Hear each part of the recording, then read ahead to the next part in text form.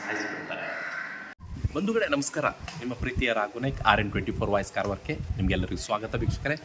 ಏನಂದರೆ ಇಡೀ ದೇಶಾದ್ಯಂತ ಒಂದೇ ಚರ್ಚೆ ಆಗ್ತಾ ಇದೆ, ಎಲ್ಲ ಕಡೆ ಕೂಡ ವೈರಲ್ ಆಗ್ತಾ ಇದೆ. ಏನಂದರೆ ತಂದೆ ಮಗನ ಒಂದು ಭೀಕರ ಲಾಕಪ್ ಡೆತ್. ಪೊಲೀಸರು ತಂದೆ ಮಗನನ್ನು ಚಿತ್ರ ಹಿಂಸೆ ನೀಡಿ ಕೊಲೆ ಮಾಡಿದಂತಹ ಇಡೀ ಘಟನೆ ಇಡೀ ದೇಶದಲ್ಲಿ ಇವತ್ತು ದೊಡ್ಡ ಸುದ್ದಿಯಾಗಿದೆ. ಮತ್ತು ಎಲ್ಲ ಸಾರ್ವಜನಿಕರು, ಇಡೀ ದೇಶದ ಜನರು ಸಂಭ್ರಮನ ಆಚರಣೆ ಮಾಡ್ತಾ ಇದ್ದಾರೆ. ಯಾಕಂದರೆ ಬಡವರಿಗೆ ಒಂದು ನ್ಯಾಯ, ಶ್ರೀಮಂತರಿಗೆ ಒಂದು ನ್ಯಾಯ ಅಲ್ಲ ವೀಕ್ಷಕರಿಗೆ, ಎಲ್ಲರಿಗೂ ಒಂದೇ ನ್ಯಾಯ ಅಂತ ಇವತ್ತು ಕಾನೂನು ತಮಿಳುನಾಡಿನ ಹೈಕೋರ್ಟ್ ಇದು ಒಳ್ಳೆಯ ಒಂದು ತೀರ್ಪನ್ನು ನೀಡಿದೆ ವೀಕ್ಷಕರೇ.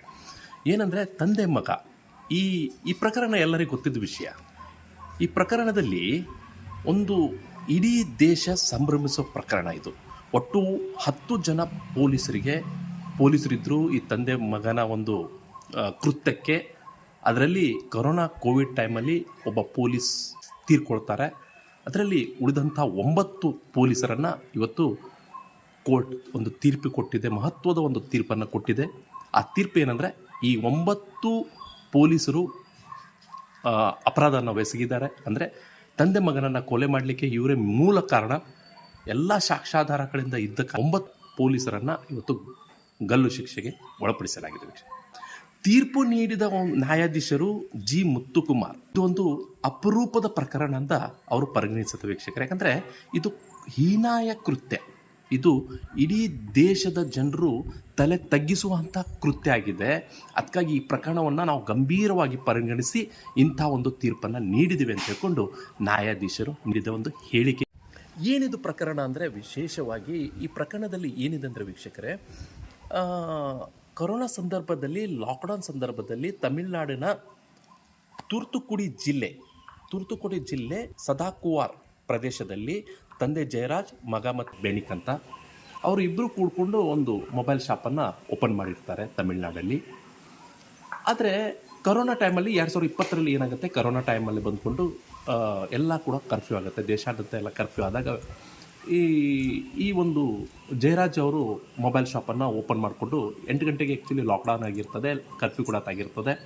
8 ಗಂಟೆಗೆ ಬಂದ್ ಮಾಡುವಂತಹ ಒಂದು ಸಂದೇಶ ಕೂಡ ಸರ್ಕಾರ ಆದೇಶ ಮಾಡಿರ್ತಾರೆ. ಅಷ್ಟರಲ್ಲಿ ಪೊಲೀಸರು ಈ ಜಯರಾಜ್ಗೆ ನೋಡ್ತಾರೆ, ಅವರ ಮೊಬೈಲ್ ಶಾಪ್ ಓಪನ್ ಆಗಿರ್ತದೆ. ಆ ಜಯರಾಜ್ಗೆ ಬಂದ್ಕೊಂಡು ಕೇಳ್ತಾರೆ, ಏನಪ್ಪ ಮೊಬೈಲ್ ಶಾಪನ್ನು ಓಪನ್ ಮಾಡಿದೆಯಾ, ಏನು ನಿಂದು ಎಲ್ಲರೂ ಬಂದ್ ಮಾಡಿದ್ದಾರೆ, ನೀ ಏನೋ ಓಪನ್ ಮಾಡಿದಂತ ಬೀವಾ ಅಂತ ಹೇಳ್ಕೊಂಡು ಆ ಪೊಲೀಸರ ಭಾಷೆಯಲ್ಲೇ ಅವರಿಗೆ ಬೈಲಿಕ್ಕೆ ಸ್ಟಾರ್ಟ್ ಮಾಡ್ತಾರೆ. ಆದರೆ ಜಯರಾಜ್ ಏನು ಮಾಡ್ತಾರೆ, ಸರ್ ಪ್ಲೀಸ್ ಸರ್, ಒಂದು 2-3 ಕಸ್ಟಮರ್ ಇದ್ದಾರೆ, ನಾನು ಒಂದು 2 ನಿಮಿಷ, ಒಂದು 5 ನಿಮಿಷ ನಂಗೆ ಟೈಮ್ ಕೊಡಿ ಸರ್. ಪೊಲೀಸರಿಗೆ ಗದರ್ಸ್ತೀಯನೇನೋ ಏನು ತಿಳ್ಕೊಂಡಿದ್ದೀನಿ ಅಂತ ಅವ್ರು ತಮಿಳ್ ಭಾಷೆಯಲ್ಲಿ ಅವನಿಗೆ ಜಯರಾಜ್ಗೆ ಒಂದು ಹಿಂಸೆನ ನೀಡಲಿಕ್ಕೆ ಸ್ಟಾರ್ಟ್ ಮಾಡ್ತಾರೆ. ಸರ್ ಪ್ಲೀಸ್ ಸರ್, ನಾನು ಏನು ಮಾಡಲಿಲ್ಲ ಸರ್, ನಿಮ್ಗೆ ಒಂದು 5 ನಿಮಿಷ ಟೈಮ್ ಕೊಡಿ ಸರ್ ಅಂದ್ಕೊಂಡು ಪೊಲೀಸರಿಗೆ ಕಳಿಕಳಿವಾಗಿ ಬೀಳ್ಕೊಡ್ತಾರೆ. ಆದರೆ ವೀಕ್ಷಕರೇ, ಪೊಲೀಸರು ಯಾವ ರೀತಿ ಒಂದು ಕೊರೋನಾ ಟೈಮಲ್ಲಿ ಅವ್ರಿಗೆಲ್ಲ ಒಂದು ಸರ್ಕಾರ ಒಂದು ಇದು ಕೊಟ್ಟಿರ್ತದೆ, ಒಂದು ಶಕ್ತಿಯನ್ನು ಕೊಟ್ಟಿರ್ತದೆ. ನೀವೆಲ್ಲರೂ ಬಂದ್ ಮಾಡಬೇಕು, ನೀವೆಲ್ಲ ಈ ರೀತಿ ಮಾಡಬೇಕು, ಯಾರನ್ನ ಗುಂಪುಗಾರಿಕೆ ಮಾಡಿಸ್ಬಾರ್ದು, ಗುಂಪನ್ನು ಚದುರಿಸು ಮಾಡಬೇಕು, ಹಾಗೆ ಹೀಗೆ ಶಾಪ್ ಕೂಡ 8 ಗಂಟೆಗೆ ಬಂದಾಗಿರ್ಬೇಕು, ಯಾರೂ ಇರಲಿ ಅವರು, ಹಾಗೆಲ್ಲ ಸರ್ಕಾರ ಆದೇಶ ನೀಡಿದಾಗ ಈ ಪೊಲೀಸರಿಗೆ ಒಂದು ಶಕ್ತಿ ಸಿಗುತ್ತೆ. ಅದಕ್ಕಾಗಿ ಇವರೆಲ್ಲರಿಗೂ ದಬ್ಬಾಳಿಕೆ ಮಾಡಲಿಕ್ಕೆ ಸ್ಟಾರ್ಟ್ ಮಾಡ್ತಾರೆ. ಅಷ್ಟರಲ್ಲಿ ಜಯರಾಜಿಗೂ ಕೂಡ ಇದೇ ರೀತಿ ಹೇಳ್ತಾರೆ, ಏನಂದರೆ ಮೊಬೈಲ್ ಶಾಪ್ ಬಂದ್ ಮಾಡ್ತೀಯಾ ಇಲ್ಲ ನೀನು ಅಂತ. ಸರ್ ಒಂದು 2 ನಿಮಿಷ ಸರ್, ಕಸ್ಟಮರ್ ಇದ್ದಾರೆ, ಕೇಳಲಿಕ್ಕೆ ಯಾರಿಲ್ಲ ನಿನಗೆ, ಪೊಲೀಸರಿಗೆ ದರ್ಪ ತರಿಸ್ತೀಯ ಅಂತ ಹೇಳ್ಕೊಂಡು ಶೆಟ್ರನ್ನು ಪೊಲೀಸರು ಅವ್ರ ಶಾಪಿನ ಶೆಟ್ರನ್ನು ಬಂದ್ ಮಾಡ್ಕೊಂಡು ಅವ್ನು ಹೇಳ್ಕೊಂಡು ಗರ ಹೇಳ್ಕೊಂಡು ತೊಗೊಂಡೋಗಿ ಸ್ಟೇಷನ್ಗೆ ಹಾಕ್ತಿರ್ತಾರೆ. ನೋಡಿ, ಈಗ ಇಂಟ್ರೆಸ್ಟಿಂಗ್ ಕೇಸು ಹಾಕಿದಾಗ ನಮ್ಮನ್ನು ಗದರಿಸ್ತೀಯ, ಸಾರ್ವಜನಿಕರ ಮುಂದೆ ನಮ್ಮನ್ನು ಗದರಿಸ್ತೀಯ ಅಂತ ಹೇಳ್ಕೊಂಡು ಅವರನ್ನು ಸಿಕ್ಕಾಪಟ್ಟೆ ಪೊಲೀಸರು ಹೊಡಿಲಿಕ್ಕೆ ಸ್ಟಾರ್ಟ್ ಮಾಡಿದಾಗ ಅವನ ಮಗ ಬೆನಿಕ್ಸಿಗೆ ಯಾರೋ ಸಂದೇಶ ನೀಡ್ತಾರೆ, ನಿಮ್ಮ ತಂದೆಯನ್ನು ಹೇಳ್ಕೊಂಡು ಪೊಲೀಸರು ತೊಗೊಂಡೋಗಿ ಸಿಕ್ಕಾಪಟ್ಟೆಯನ್ನು ಹೊಡಿತಾ ಇದ್ದಾರೆ ಅಂತ. ಬೆನಿಕ್ಸ್ ಹೇಗೆ ಮಾಡ್ತಾರೆ, ಸ್ವಲ್ಪ ಜನರಿಗೂ ಕೂಡ ಹೇಳ್ಕೊಂಡು ಸ್ಟೇಷನಿಗೆ ಹೋಗ್ತಾನೆ. ಸ್ಟೇಷನಿಗೆ ಹೋದಾಗ ಯಾರಿಗೂ ಕೂಡ ಒಳಗಡೆ ತೊಗೊಳ್ಳೋದಿಲ್ಲ. ಬೆನಿಕ್ಸ್ ಒಳಗೆ ಹೋಗಿ, ನಮ್ಮ ತಂದೆನ ಹೊಡಿಬೇಡಿ ಪ್ಲೀಸ್ ಸರ್, ಪ್ಲೀಸ್, ಅವ್ರ ಏನು ತಪ್ಪು ಮಾಡಿದ್ದಾರೆ ಅಂತ ನಾನು ಸಾರಿ ಕೇಳ್ತೀನಿ ಸರ್ ಅಂತ ಹೇಳ್ಕೊಂಡು ಹೊಡಿಬೇಕಾದ್ರೆ ತನ್ನ ಬೆನ್ನನ್ನು ಕೊಟ್ಟು ಬಿಡ್ತಾನೆ. ಪೊಲೀಸರಿಗೆ ದರ್ಪ ತೋರಿಸ್ತೀಯ ನೀನು, ಅವನಿಗೂ ಕೂಡ ಒಳಗೆ ಹಾಕಿ ಇಬ್ಬರಿಗೂ ಸಿಕ್ಕಾಪಟ್ಟೆ ಹೊಡಿಲಿಕ್ಕೆ ಸ್ಟಾರ್ಟ್ ಮಾಡ್ತಾರೆ. ನಂತರ ಸಾರ್ವಜನಿಕರಿಗೆ ಏನು ಮಾಡ್ತಾರೆ, ಸುಮಾರು 100 ಸಾರ್ವಜನಿಕರು ಈ ಪೊಲೀಸರ ವಿರುದ್ಧ ಒಂದು ಹೋರಾಟ ಮಾಡಲಿಕ್ಕೆ ಶುರು ಮಾಡ್ತಾರೆ. ಅಷ್ಟರಲ್ಲಿ ಪೊಲೀಸರು ಏನು ಹೇಳ್ತಾರೆ, ನೋಡಿ ಕೊರೋನಾ ಟೈಮಲ್ಲಿ ಗುಂಪು ಕಾರ್ಯಕ್ರಮ ಮಾಡಿದ ನಿಮ್ಮೆಲ್ಲರ ಮೇಲೆ ಕೇಸ್ ಹಾಕ್ತಾನೆ, ಹಾಗೆ ಹಿಂಗೆ ಅಂತಕೊಂಡು ಸಾರ್ವಜನಿಕರಿಗೆ ಬೆದರಿಲಿಕ್ಕೆ ಸ್ಟಾರ್ಟ್ ಮಾಡ್ತಾರೆ. ಆದರೆ ಸಾರ್ವಜನಿಕರು ಏನು ತಿಳ್ಕೊಳ್ತಾರೆ, ಮನೆಗೆ ಹೋಗ್ತಾರೆ, ಏನು ಈಗ ಸಣ್ಣ ಒಂದು 2 ಹೊಡಿಬೋದು, ಲಾಠಿ ಹೊಡಿಬೋದು ಮತ್ತು ಬಿಡ್ಬೋದು ಅವ್ರಿಗಂತ ತಿಳ್ಕೊಂಡು ಇವ್ರು ತಮ್ಮ ಮನೆಗೆ ಹೋಗ್ಬಿಡ್ತಾರೆ. ರಾತ್ರಿ ಆಗುತ್ತೆ. ರಾತ್ರಿ ಮತ್ತೆ ಸಿಕ್ಕಾಪಟ್ಟೆ ಇಬ್ಬರು ತಂದೆ ಮತ್ತು ಮಗನನ್ನು ಸಿಕ್ಕಾಪಟ್ಟೆ ಹೊಡಿಲಿಕ್ಕೆ ಸ್ಟಾರ್ಟ್ ಮಾಡ್ತಾರೆ. ನಂತರ ಸಿಕ್ಕಾಪಟ್ಟೆ ಹೊಡಿತಾರೆ ತಂದೆ ಮಗನಿಗೆ. ಆದ ನಂತರ ಬೆಳಿಗ್ಗೆ 20ನೇ ತಾರೀಕಿಗೆ ಅಂದರೆ ಜೂನ್ 20, 2020 ಕೊರೋನಾ ಟೈಮಲ್ಲಿ ಇಬ್ಬರನ್ನ ತೊಗೊಂಡು ಹೋಗಿ ನ್ಯಾಯಾಧೀಶರ ಮುಂದೆ ಒಂದು ಪ್ರೊಡ್ಯೂಸ್ ಮಾಡಬೇಕಾಗತ್ತೆ. ಆ ಪ್ರೊಡ್ಯೂಸ್ ಮಾಡೋ ಸಮಯದಲ್ಲಿ ಇವರನ್ನು ಮತ್ತೆ ಚಿತ್ರಹಿಂಸೆ ನೀಡ್ತಾರೆ. ಏನಂದರೆ, ನೀವು ಜಡ್ಜ್ ಮುಂದೆ, ನಾವು ಜಡ್ಜ್ ಹತ್ರ ತೊಗೊಂಡು ಹೋಗ್ತಾ ಇದ್ದೇವೆ, ಜಡ್ಜ್ ಮುಂದೆ ಏನಾರು ಅಪ್ಪಿ ನಾವು ಹೊಡೆದಿದ್ರಂತ ಮತ್ತೆ ಹೇಳಿದ್ರೆ ನಿಮ್ಮ ಕುಟುಂಬ ಮೇಲೆ ಮತ್ತು ನಿಮ್ಮ ಎಲ್ಲ ಕುಟುಂಬ ಫ್ಯಾಮಿಲಿ ಮೇಲೆ ಒಂದು ಬೇರೆ ಬೇರೆ ಕೇಸ್ ಹಾಕ್ಕೊಂಡು ನಿಮ್ಗೆ ಎಲ್ಲರಿಗೂ ಹೇಳ್ಕೊಂಡು ತೊಗೊಂಡ್ಬರ್ತೇವೆ ನಿಮ್ಮ ಫ್ಯಾಮಿಲಿಗೆ ಅಂತ ಹೇಳ್ಕೊಂಡು ಈ ರೀತಿ ಧಮಕಿ ನೀಡ್ತಾರೆ. ಅದನಂತರ ಈ ತಂದೆ ಪಾಪ ಮಗನಿಗೆ ತೊಗೊಂಡು ಹೋಗಬೇಕಾದ್ರೆ ಸಿಕ್ಕಾಪಟ್ಟೆ ಗಾಯ ಆಗಿರ್ತದೆ, ಮೈಗೆ ಎಲ್ಲ ಸಿಕ್ಕಾಪಟ್ಟೆ ಗಾಯ ಆಗಿ ಎಲ್ಲ ಈ ಬೆತ್ತದು ಎಲ್ಲ ಬರಿ ಕೂಡ ಬಂದಿರ್ತದೆ. ಮತ್ತು ಆ ಪೈಪಲ್ಲಿ ಕೂಡ ಹೊಡಿತಿರ್ತಾರೆ. ಸಿಕ್ಕಾಪಟ್ಟೆ ಆ ಪೊಲೀಸರು ಒಂದು ದರ್ಪ ನಿಮಗೆಲ್ಲ ಗೊತ್ತಿದೆ ವೀಕ್ಷಕರೇ, ಆ ರೀತಿ ಹೊಡೆದ. ಆದರೆ ಜಡ್ಜ್ ಮನೆಗೆ ಹೋದಾಗ ಜಡ್ಜ್ ಅವರು ಅಲ್ಲಿಂದನೇ ಜಡ್ಜ್ ನೋಡ್ತಾರೆ, ಕೇಳ್ತಾರೆ ಏನು ವಿಷಯ ಅಂತ. ಅವ್ರ ಪೊಲೀಸರು ಇವ್ರ ಮೇಲೆ ಕರ್ತವ್ಯಕ್ಕೆ ಅಡ್ಡಿಪಡಿಸಿದ್ದಾರೆ, ಮತ್ತು ಪೊಲೀಸರ ಮೇಲೆ ದಬ್ಬಾಳಿಕೆ ತೋರಿಸಿದ್ದಾರೆ. ಕರೋನಾ ಟೈಮಲ್ಲಿ 8 ಗಂಟೆ ಬಂದ್ ಮಾಡೋದನ್ನು ಇವರು ನಾವು ಬಂದ್ ಮಾಡಿ ಅಂತ ಹೇಳ್ಕೊಂಡು ಇವರು ಯಾವುದೋ ಕೇಸ್ ಹಾಕಿ ಪಾಪ ಇವ್ರ ಮೇಲೆ ಇದು ಮಾಡಿರ್ತಾರೆ.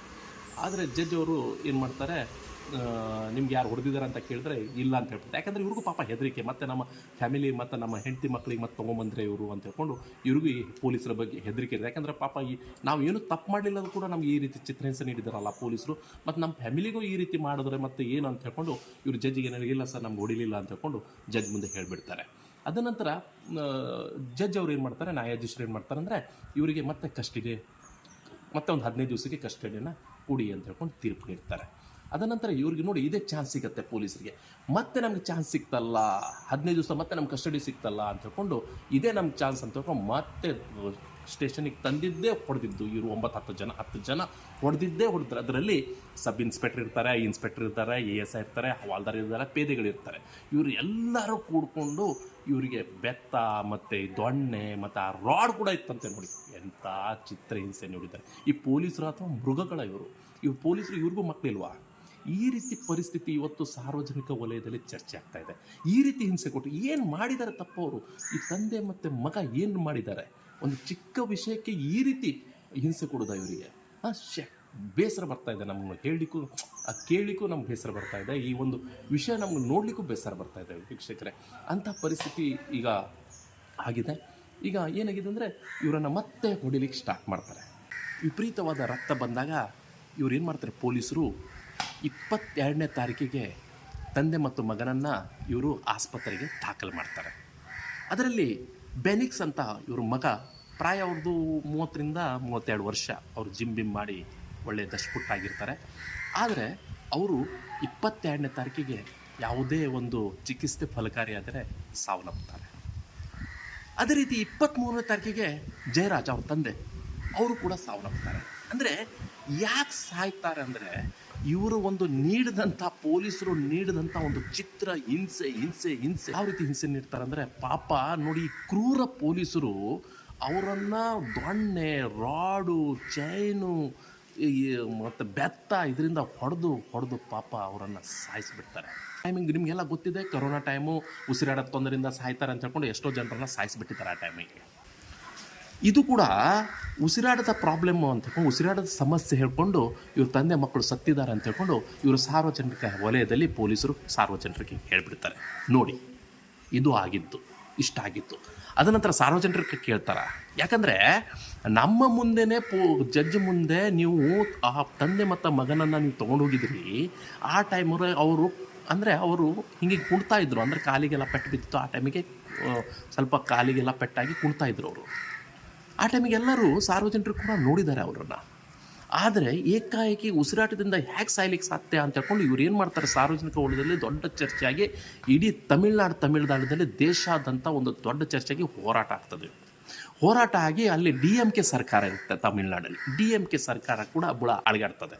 ಸಾರ್ವಜನಿಕ ಈ ರೀತಿ ಆಕ್ರೋಶ ಬರಲಿಕ್ಕೆ ಕಾರಣ ಅಂದರೆ ತಂದೆ ಮಗ ಏನು ತಪ್ಪು ಮಾಡಿದ್ರು ಅವರನ್ನು ಈ ರೀತಿ ಚಿತ್ರಹಿಂಸೆ ನೀಡಿ ಸಾಯಿಸಿದ್ರಲ್ಲ. ಅದಕ್ಕಾಗಿ ನಾವು ಪೊಲೀಸರನ್ನು ನಾವು ಸುಮ್ಮನೆ ಬಿಡಬಾರ್ದು ಅಂತ ಹೇಳ್ಕೊಂಡು ಇಡೀ ದೇಶಾದ್ಯಂತ, ಇಡೀ ರಾಜ್ಯಾದ್ಯಂತ ಹೋರಾಟ ಆಗುತ್ತೇವೆ. ಅದ ನಂತರ ಹೋರಾಟ ಆದಾಗ ಕೋರ್ಟ್ ಮಧ್ಯ ಪ್ರವೇಶಿಸಿ ಇದ್ರ ಮೇಲೆ ಸುಮೋಟೋ ಕೇಸನ್ನು ದಾಖಲು ಮಾಡ್ತಾರೆ. ನಂತರ ನೋಡಿ, ಸುಮೋಟೋ ಕೇಸನ್ನು ದಾಖಲು ಮಾಡಿದಾಗ ಅಲ್ಲಿ ಬಂದಂಥ ಒಬ್ಬ ಜಡ್ಜು ಇನ್ವೆಸ್ಟಿಗೇಷನ್ಗೆ ಬರ್ತಾರೆ. ಅಂದರೆ CCTV ಫುಟೇಜ್ ಕಾಣಿಸಿ, ಮತ್ತು ಯಾವ ರೂಮಲ್ಲಿ ಅವರನ್ನು ನೀವು ಇಟ್ಟಿದ್ರಿ, ಮತ್ತು ಎಲ್ಲ ನೋಡ್ಲಿಕ್ಕೆ ಬಂದಾಗ ಅಲ್ಲಿ ಪೊಲೀಸರು ಜಡ್ಜನ್ನು ಕೂಡ ಬೈಲಿಕ್ಕೆ ಸ್ಟಾರ್ಟ್ ಮಾಡ್ತಾರೆ. ನಿನ್ನಿಂದ ಏನು ಮಾಡಲಿಕ್ಕಾಗಲ್ಲ, ನಾವು ಹಾಗೆ ಹೀಗೆ ನಮ್ಮ ತಾಕತ್ತು ಎಷ್ಟಿದೆ, ನಮ್ಮ ಅಲ್ಲಿ ಲೆವೆಲ್ ಇದೆ, ಆ ಲೆವೆಲ್ ಇದೆ ಅಂತ ಹೇಳ್ಕೊಂಡು ಪೊಲೀಸರು ಜಡ್ಜ್ ಮೇಲೇ ಒಂದು ಆಕ್ರೋಶನ ವ್ಯಕ್ತಪಡಿಸ್ತಾರೆ ಅಲ್ಲಿ. ನಂತರ ಏನಾಗುತ್ತೆ ಅಂದರೆ ಇದು ಭಾಳಷ್ಟು ಚರ್ಚೆಗೆ ಕಾರಣ ಆಗಿಬಿಡ್ತದೆ. ಆಮೇಲೆ ಈ ತನಿಖೆ ಕೂಡ CBI ಕೊಟ್ಬಿಡ್ತಾರೆ ಸರ್ಕಾರಕ್ಕೆ ಕೊಟ್ಟಿದ ಮೇಲೆ ನೋಡಿ, CBI ಕೊಟ್ಟಿದ ಮೇಲೆ CBI ಇನ್ವೆಸ್ಟಿಗೇಷನ್ ಬಂದಾಗ ಅಲ್ಲಿ ಇದ್ದಂಥ ಒಬ್ಬ ಲೇಡಿ ಪೊಲೀಸ್ ಕಾನ್ಸ್ಟೇಬಲ್ ರೇವತಿ ಅಂತ ನೋಡಿ. ಇದು ಆ್ಯಕ್ಚುಲಿ ನೀವು ಎಲ್ಲರೂ ಇಡೀ ದೇಶದ ಜನರು ಈ ಲೇಡಿ ಒಂದು ಹೆಸರನ್ನು ನಾವು ನೆನಪಿಸಬೇಕಾಗತ್ತೆ ಈ ವಿಷಯದಲ್ಲಿ. ಯಾಕಂದರೆ ಇವಳೇ ಟರ್ನಿಂಗ್ ಪಾಯಿಂಟ್. ಈ 9 ಜನರಿಗೆ ಏನು ಇವತ್ತು ಗಲ್ಲು ಶಿಕ್ಷೆ ಆಗಿದೆ ಈ ರೇವತಿಯಿಂದನೇ. ಯಾಕಂದರೆ ಇವ್ರಿಗೆ ನಾನು ಕೂಡ ಒಂದು ಹ್ಯಾಟ್ಸ್ ಆಫ್ ಹೇಳಲಿಕ್ಕೆ ಇಷ್ಟಪಡ್ತಾ ಇದ್ದೇನೆ ರೇವತಿ ಮೇಡಮಿಗೆ. ಯಾಕಂದರೆ ಈ ರೇವತಿ ಐ ವಿಟ್ನೆಸ್ ಇದ್ದಾಳೆ ವೀಕ್ಷಕರೇ. CBIಗೆ ಇವಳು ಎಳೆಯಾಗಿ ಬಿಚ್ಚಿಟ್ಲು. ಏನಂದರೆ ತಾನು ಡ್ಯೂಟಿಯಲ್ಲಿದ್ದಾಗ ಇದೇ 9 ಪೊಲೀಸರು ಅವರಿಗೆ 10 ನಿಮಿಷ ಬಿಟ್ಟು ಹೊಡಿತಾ ಇದ್ದರು. 10 ನಿಮಿಷ ರೆಸ್ಟ್ ಕೊಡ್ತಿದ್ರು, 1 ತಾಸು ಹೊಡಿತಿದ್ರು, 10 ನಿಮಿಷ ರೆಸ್ಟ್ ಕೊಡ್ತಿದ್ರು, ಹೊಡಿತಿದ್ರು. ಅದರಿಂದ ದೊಣ್ಣೆಯಿಂದ ಹೊಡಿತಿದ್ರು, ಪೈಪಿಂದ ಹೊಡಿತಿದ್ರು, ಅದ ನಂತರ ಅದು ಯಾವುದೋ ಒಂದು ವಾಯರಿಂದ ಹೊಡಿತಿದ್ರು. ಈ ರೀತಿ ಚಿತ್ರಹಿಂಸೆ ನೀಡಿ ತಂದೆ ಮತ್ತು ಮಗನನ್ನು ಈ ಪೊಲೀಸರು 9 ಜನ ಪೊಲೀಸರೇ ಸಾಯಿಸಿಬಿಟ್ಟಿದ್ದಾರೆ ಅಂತ ಹೇಳ್ಕೊಂಡು ಇವಳು ನೇರವಾಗಿ CBIಗೆ ಹೇಳಿಬಿಟ್ರು. ಮತ್ತು ಅದೇ ರೀತಿ ಜಡ್ಜಿಗೆ ಕೂಡ ಹೇಳಿಬಿಟ್ಟಿದ್ದಾರೆ ರೇವತಿಯವರು. ನಿಜವಾಗ್ಲೂ ಇವರಿಗೆ ಹ್ಯಾಟ್ಸ್ ಆಫ್ ಅಂತ ಹೇಳಲಿಕ್ಕೆ ನಾನು ಇಷ್ಟಪಡ್ತಿದ್ದೇನೆ ವೀಕ್ಷಕರೇ. ಯಾಕಂದರೆ ರೇವತಿನಾರ ಈ ಒಂದು ಐ ವಿಟ್ನೆಸ್ ಇಲ್ಲ ಅಂದರೆ ಈ ಕೇಸು ಎಲ್ಲಿ ಹೋಗ್ತಿತ್ತೋ ಗೊತ್ತಿಲ್ಲ.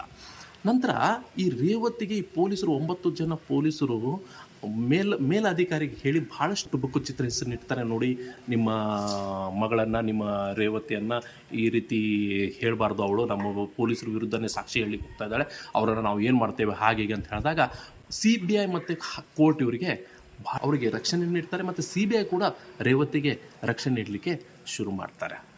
ಅದ ನಂತರ ಆಗಿದ್ದ ವಿಷಯ ಬೇರೆ ನೋಡಿ ವೀಕ್ಷಕರೇ. ಅದ ನಂತರ CBIದವರು ಇವರು 9 ಜನ ಏನು ಆರೋಪಿ ಇದ್ದಾರೆ ಪೊಲೀಸರು, ಅವರನ್ನು ತಮ್ಮ ವಶಕ್ಕೆ ತಗೊಂಡು ವಿಚಾರಣೆಗೆ ಒಳಪಡಿಸ್ತಾರೆ. ಅದನಂತರ ಇವರು ಬಂದಾಗ ಆ ರೇವತಿ ಐ ವಿಟ್ನೆಸ್ ಇದ್ದಂಥ ರೇವತಿ ಕಾನ್ಸ್ಟೇಬಲನ್ನು CBI ತೊಗೊಂಡು, ನೋಡಮ್ಮ ಎಲ್ಲಿ ಹೊಡೆದಿದ್ದಾರೆ, ಯಾವ ಜಾಗದಲ್ಲಿ ಹೊಡೆದಿದ್ದಾರೆ ಅಂತ ಹೇಳ್ಕೊಂಡು ಕೇಳಿದಾಗ ಅವಳು, ಸರ್ ಇಲ್ಲೇ ಹೊಡೆದಿದ್ದು, ಇದೇ ನೋಡಿ ತಂದೆ ಮಗಂದೇ ರಕ್ತ, ಇದು ಟೇಬಲಿಗೆ ತಾಗಿರ್ತದೆ, ಗೋಡೆಗೆ ತಾಗಿರ್ತದೆ ಅವ್ರ ರಕ್ತ, ದೊಣ್ಣೆಗೂ ಕೂಡ ತಾಗಿರ್ತದೆ, ರಾಡಿಗೆ ತಾಗಿರ್ತದೆ, ಮತ್ತೇನೋ ಚೈನ್ ಕೂಡ ಯೂಸ್ ಮಾಡಿರ್ತಾರಂತೆ, ಆ ಚೈನಿಂದ ಕೂಡ ಹೊಡೆದಿದ್ರಂತೆ, ಆ ಚೈನಿಗೂ ಕೂಡ ರಕ್ತ ತಾಗಿರ್ತದೆ. ನಂತರ ಸರ್ ರೇವತಿ ಹೇಳ್ತಾರೆ CBI ಅವರಿಗೆ, ಸರ್ ಈ ಅವ್ರು ಹೊಡೆದಂಥ ರಕ್ತದ ಕಲೆಗಳು ಕೆಳಗಡೆ ಇಲ್ಲಿ ಸ್ಟೇಷನಲ್ಲಿ ಬಿದ್ದಾಗ ಇವರ ಬಟ್ಟೆಯಿಂದನೇ ಒರೆಸ್ಲಿಕ್ಕೆ ಹೇಳ್ತಿದ್ರು, ಅವ್ರಿಗೆ ಬಟ್ಟೆ ಕೂಡ ತೆಗೆದಿದ್ರು, ಪ್ಯಾಂಟ್ ಮತ್ತು ಶರ್ಟ್ ಕೂಡ ಬಿಚ್ಚಿ ಹೊಡೆದಿದ್ದಾರೆ ಸರ್, ಈ ರೀತಿ ಚಿತ್ರಹಿಂಸೆ ನೀಡಿದ್ದಾರೆ ಅಂತ ಹೇಳ್ಕೊಂಡು ರೇವತಿ CBIಗೆ ಎಳೆಯಾಗಿ ಬಿಚ್ಚಿಟ್ಟಿದ್ಲು. ಅದೇ ಇವರಿಗೆ ಐ ವಿಟ್ನೆಸ್ ಆಗಿತ್ತು. ನಂತರ DNA ಪರೀಕ್ಷೆಗೆ ಒಳಪಡಿಸ್ತಾರೆ. DNA ಮ್ಯಾಚ್ ಕೂಡ ಆಗುತ್ತೆ. ಜಯರಾಜ್ ಅವರ ಒಂದು ಮತ್ತು ಬೆನಿಕ್ ಅವರ ಏನು ಫಾರೆನ್ಸಿಕ್ ರಿಪೋರ್ಟ್ ಬರುತ್ತೆ. ಬಂದಾಗ ಬೆನಿಕ್ಸ್ ಅವರಿಗೆ ಮೈಗೆ 13 ಗಾಯ ಆಗಿರ್ತದೆ, ಜಯರಾಜ್ ಮೈಗೆ 17 ಗಾಯಗಳಾಗಿರುತ್ತೆ. ಎಲ್ಲ ಮೈ ಕೂಡ ಗಾಯನೇ. ಆದರೆ ಅದು ನೋಡೋದಲ್ಲ, ಆ ರೀತಿ ಚಿತ್ರಹಿಂಸೆ ನೀಡಿದಂಥ ಗಾಯಗಳಾಗಿತ್ತು ವೀಕ್ಷಕರೇ. ಅದು ಕೂಡ ಫಾರೆನ್ಸಿಕ್ ರಿಪೋರ್ಟಲ್ಲಿ ಬಂದ್ಬಿಡ್ತಾರೆ. ನಂತರ DNA ರಿಪೋರ್ಟಲ್ಲಿ ಕೂಡ ಮ್ಯಾಚ್ ಆಗುತ್ತೆ. ಇವ್ರ ರಕ್ತದ ಕಲೆಗಳು ಮತ್ತು DNA ರಿಪೋರ್ಟ್ ಕೂಡ ಈ ತಂದೆ ಮಗದ ರಕ್ತ ಅಂತ ಅಂದರೆ ಇದಕ್ಕೆ ತಾಗಿತ್ತು, ಕೂಲಿಗೆ ತಾಗಿತ್ತು, ಅಂದರೆ ಬೆತ್ತಕ್ಕೆ ತಾಗಿತ್ತು, ಚೈನಿಗೆ ತಾಗಿದ್ದಂಥ ಕಲೆಗಳು, ಅಲ್ಲಿ ಕುರ್ಚಿಗೆ ತಾಗಿದ್ದಂಥ ಕಲೆಗಳು, ಇವೆಲ್ಲ ಕೂಡ DNA ಮ್ಯಾಚ್ ಆಗುತ್ತೆ. CBI ಚಾರ್ಜ್ ಶೀಟನ್ನು ನ್ಯಾಯಾಲಯಕ್ಕೆ ಒಪ್ಪಿಸ್ಬಿಡ್ತಾರೆ. ನಂತರ ಇವತ್ತು ನೋಡಿ, ನ್ಯಾಯಾಲಯದಿಂದ ತೀರ್ಪು ಕೂಡ ಸಾರ್ವಜನಿಕರ ಪರವಾಗಿ ಬಂದಿದೆ, ಅವರ ಕುಟುಂಬ ಪರವಾಗಿ ಬಂದಿದೆ. ಅವ್ರ ಕುಟುಂಬರು ನಿರಂತರವಾಗಿ 6 ವರ್ಷ ನಿರಂತರವಾಗಿ ಹೋರಾಟಕ್ಕೆ ಬಂದಂತಹ ಇದು ಪ್ರತಿಫಲ ವೀಕ್ಷಕರೇ. ಅವರು ಬಿಡ್ಲಿಲ್ಲ. ಆ ಕುಟುಂಬದವರು, ಅವರು ಬ್ಯಾನಿಕ್ಸ್ ಮತ್ತೆ ಜಯರಾಜ್ ಅವರ ಕುಟುಂಬ ಏನಿದೆ, ಅವರು ಖಂಡಿತವಾಗ್ಲೂ ಈ ಕೇಸನ್ನು ಬಿಟ್ಕೊಡ್ಲಿಲ್ಲ. ಸಾರ್ವಜನಿಕರು ಅವ್ರಿಗೆ ಸಪೋರ್ಟ್ ಮಾಡಿದ್ರು. ಅದನಂತರ ರೇವತಿ ಅವರು ಬಹಳಷ್ಟು ಸಪೋರ್ಟ್ ಮಾಡಿದ್ರು ಅವರಿಗೆ. ಸಾರ್ವಜನಿಕ ವಲಯದಲ್ಲಿ ಕೂಡ ಇದು ಬಹಳಷ್ಟು ಚರ್ಚೆ ಆಯಿತು. ಇವತ್ತು ನ್ಯಾಯಾಲಯ ಏನು ತೀರ್ಪು ನೀಡಿದ್ದಾರೆ ಅಂದರೆ, ಈ 9 ಜನರಿಗೂ ಕೂಡ ಗಲ್ಲು ಶಿಕ್ಷೆ ಮತ್ತು 1,84,00,000 ಈ ಕುಟುಂಬಕ್ಕೆ, ಅಂದರೆ ಮೃತಪಟ್ಟಂತಹ ಕುಟುಂಬಕ್ಕೆ ನೀವು ಪರಿಹಾರ ನೀಡಬೇಕಂತ ಹೇಳ್ಕೊಂಡು ಅದು ಕೂಡ ಒಂದು ತೀರ್ಪು ಕೂಡ ಮಾಡಿದೆ. ಇದು ನೋಡಿ, ಪಾಪ ಇವ್ರು ಏನ್ ಮಾಡಿದ್ರು ಅಂದ್ರೆ 6 ವರ್ಷ 2020ರಿಂದ 26 ಅಂದ್ರೆ 6 ವರ್ಷ ಸತತವಾಗಿ ಅವ್ರು ಹೋರಾಟ ಮಾಡಿದ್ರು.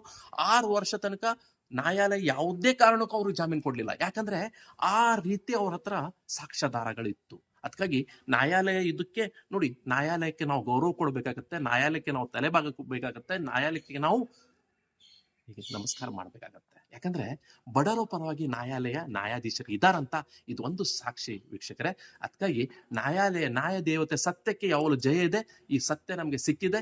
ಇಂಥ ಕ್ರೂರ ಈ ಕರ್ನಾಟಕದಲ್ಲಿಯೂ ಕೂಡ ಸ್ವಲ್ಪ ಜನ ಪೊಲೀಸರು ಈ ರೀತಿ ಇದ್ದಾರೆ. ಎಲ್ಲರಲ್ಲ ನಾನು ಹೇಳ್ತಾ ಇರೋದು, ಸ್ವಲ್ಪ ಮಟ್ಟಿಗೆ ಪೊಲೀಸರು ಇದ್ದಾರೆ. ಒಂದು 25-30% ಈ ರೀತಿನೇ ಒಂದು ಚಿಕ್ಕ ಒಂದು ಸಣ್ಣ ಒಂದು ಲೈಸೆನ್ಸ್ ಇಲ್ಲ, ಹೆಲ್ಮೆಟ್ ಹಾಕ್ಲಿಲ್ಲ, ಮತ್ತ ಅದಾಗ್ಲಿಲ್ಲ ಇದಾಗ್ಲಿಲ್ಲ ಅಂತ ಹೇಳ್ಕೊಂಡು ಅವರನ್ನ ಕೂಡ ಹೊಡೆದಿದ್ದು ನಾವು ಎಲ್ಲೋ ಬಹಳಷ್ಟು ನೋಡಿರ್ತೇವೆ, ಕಣ್ಣಿಂದಾನೇ ನೋಡಿರ್ತೇವೆ. ಆದ್ರೆ ಇದು ಪೊಲೀಸರಿಗೆ ಯಾರು ಹೊಡಿಲಿಕ್ಕೆ ಒಂದು ಅಧಿಕಾರ ಕೊಟ್ಟಿದ್ದಾರೆ? ನಾನು ಪೊಲೀಸರಿಗೆ ಒಂದು ಮನವರಿಕೆ ಮಾಡ್ಕೊಳ್ತಾ ಇದ್ದೇನೆ, ಒಬ್ಬ ಚಿಕ್ಕ ತಪ್ಪಾದ್ರೂ ಕೂಡ ಈ ರೀತಿ ಹಿಂಸೆ ಯಾರು ಮಾಡ್ಲಿಕ್ಕೆ ಹೋಗ್ಬೇಡಿ. ಸಣ್ಣ ಪುಟ್ಟ ಗಲಾಟೆ ಆಗ್ತದೆ, ಅವರನ್ನ ಒಂದು ಮಾಡಿ ಮಾಡ್ಕೊಳ್ಸಿ. ಸಣ್ಣ ಗಲಾಟೆ ಆಗ್ತಾ ಇರ್ತದೆ. ಒಬ್ಬ ಹೆಲ್ಮೆಟ್ ಹಾಕ್ಲಿಲ್ಲ, ಒಬ್ಬ ಸಣ್ಣ ಪುಟ್ಟ ಒಂದು ಚಿಕ್ಕ ಒಂದು ಗಲಾಟೆ ಆದ್ರೂ ಕೂಡ ಅವನಿಗೆ ಸೋನಿಂದ ಬೈಯೋದು, ಅವನನ್ನ ಬೆತ್ತದಿಂದ ಹೊಡೆದು, ಅವನು ಸುಳ್ಳು ಹೇಳ್ಕೊಂಡು ಪೊಲೀಸರಿಗೆ ಮೇಲೆ ದರ್ಪ ಬಾಡ್ತಾನೆ ಅಂತ ಹೇಳ್ಕೊಂಡು ಅವನ ಮೇಲೆ ಸುಳ್ಳು ಕೇಸ್ ಹಾಕೋದು, ಈ ರೀತಿ ಕೂಡ ಆಗ್ತಾನೆ ಇರ್ತದೆ. ದಯವಿಟ್ಟು ಅಂತದೆಲ್ಲ ಮಾಡ್ಲಿಕ್ಕೆ ಹೋಗಬೇಡಿ. ಇದು ಒಂದು ಪೊಲೀಸರಿಗೆ ಬಂದಂತ ಒಂದು ತೀರ್ಪು ಅಂತ ಹೇಳ್ತಾ, ಇದು RN24 ವಾಯ್ಸ್ ಕಾರ್ವಾ, ನಿಮ್ಮ ಪ್ರೀತಿಯ ರಾಘುನೇ. Thank you very much.